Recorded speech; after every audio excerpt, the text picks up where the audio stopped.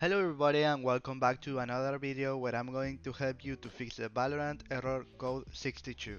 Well, I have the solution and it's very simple. So you have to first of all to open the task manager like this.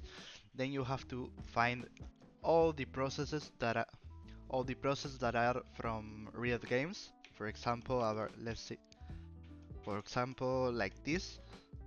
Wait a second. Vanguard train notification, Riot client, etc. Everyone that you can find here, you have to close it and task.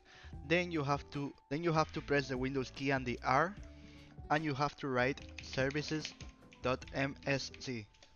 So it will open a new window, and once you're here, you have to find the VGC services.